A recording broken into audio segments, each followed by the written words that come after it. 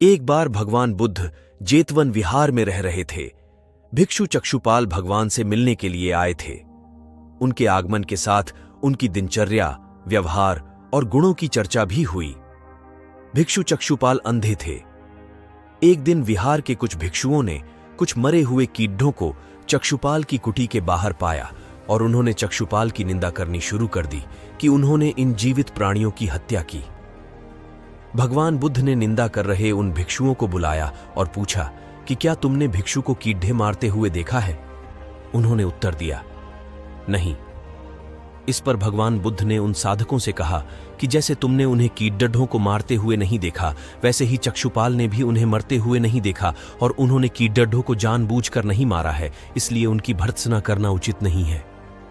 भिक्षुओं ने इसके बाद पूछा कि चक्षुपाल अंधे क्यों हैं? उन्होंने इस जन्म में अथवा पिछले जन्म में क्या पाप किए? भगवान बुद्ध ने चक्षुपाल के बारे में कहा कि वे पूर्व जन्म में एक चिकित्सक थे।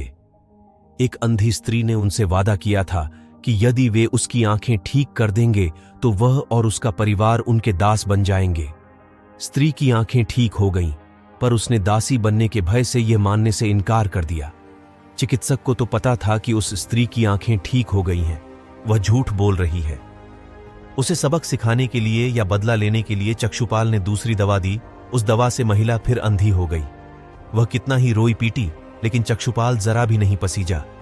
इस पाप के फलस्वरूप अगले जन्म में चिकित्सक खुद अंधा हो गया। एक बार भगवान बुद्ध अपने अनुयायियों के साथ किसी गांव में उपदेश देने जा रहे थे। उस गांव से पूर्व ही मार्ग में उन लोगों को जगह जगह बहुत सारे गड्ढे खुदे हुए मिले। बुद्ध के एक शिष्य ने उन गड्ढों को देखकर जिज्ञासा प्रकट की, आखिर इस तरह गड्ढे का खुदे होने का तात्पर्य क्या है? बुद्ध बोले, पानी की तलाश में किसी व्यक्ति ने इतने गड्ढे खोदे हैं।